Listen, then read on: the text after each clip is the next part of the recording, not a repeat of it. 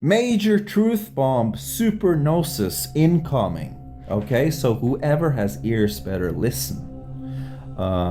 Look at the pictures I'm showing you right now.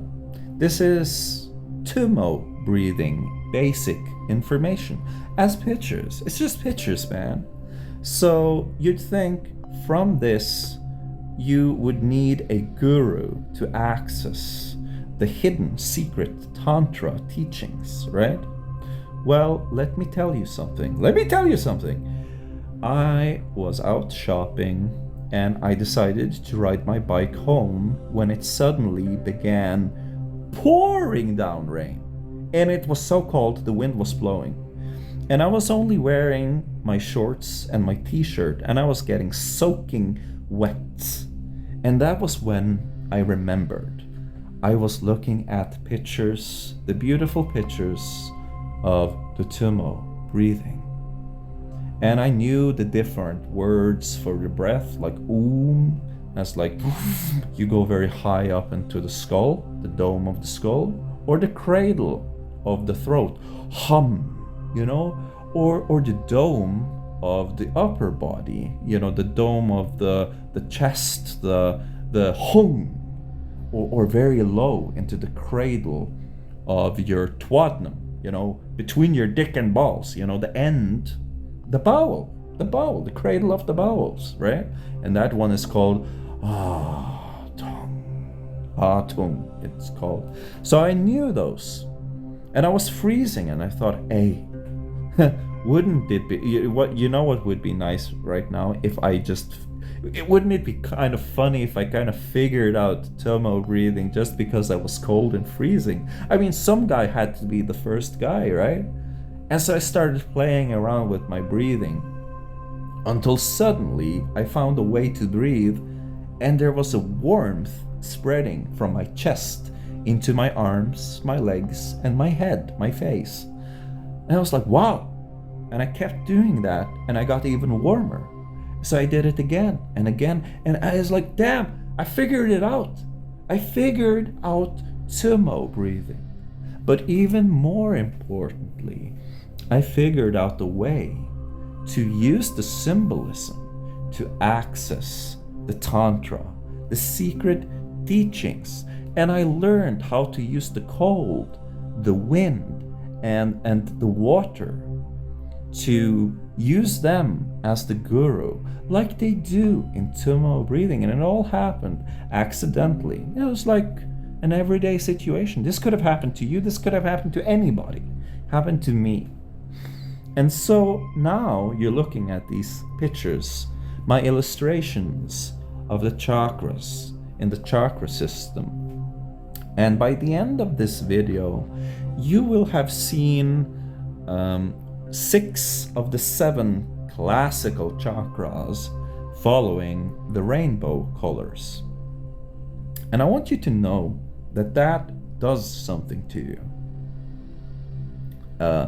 There's not a lot of information, but you just studying this art that I've made already has an effect on your thoughts, and you can figure it out. So even though I have not made a presentation, there's a wealth of information on YouTube.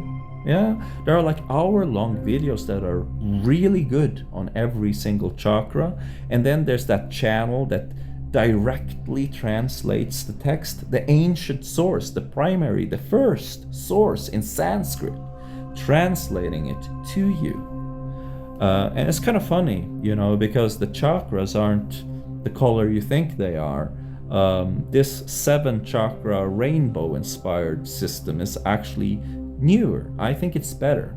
But the original chakras, the third eye, what color is it? It's white. It's white, like it's pale light, like the moon. Yeah, it's not, but it has like violet leaves. It's the petals that are violet.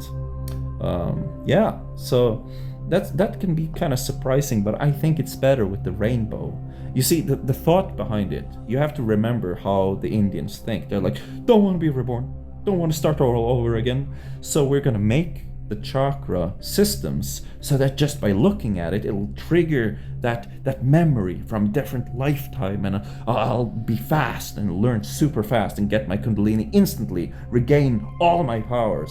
That's why we're making it the rainbow. Because what if you were born in a different country? What if you're not Indian anymore? Well, then you just look at the rainbow and you will remember your past lives. All the wisdom will just come back to you. Instantly your Kundalini activates. Got everything, and you're back to where you were. And you don't have to start all over because you got it back. Yeah, it's like collecting your loot in Dark Souls. So another thing you have to remember: heart chakra. So the 3 lower chakras, that's basically, it's not going to do that much before you've gone to the top and you're making your way back down again. But once you get to the center of mass, once you get to heart chakra level, you're going to encounter some strong effects.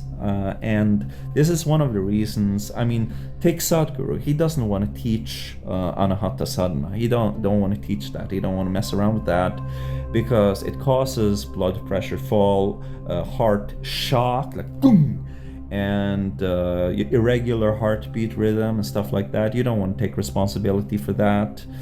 And so the heart chakra is like this thing where, for instance, you do the downward facing dog and you build your awareness in this area. Then when you go out, you work out, you take a shower, you have to sit down and meditate to make sure that the blood pressure fall doesn't hit you all of a sudden, because your attention now, your awareness is at the heart area and you don't pay attention to your lungs. It can be difficult to distinguish between lungs and heart, awareness wise. This happens subconsciously, and so you get blood pressure fall really strongly. And let's say you're out in the street, you have to sit down and meditate and get a hold of your breathing. Or even if it's really severe, you have to get down in corpse position to re-establish control, because your heart is going like that, and you're losing center because you're going into your skin. It starts tingling. You have to get down on the ground. Say worst case scenario, you're in New York, you have to get down on the ground. People are looking at you as like with disgust. It's like, oh, this is a junkie, he's on something.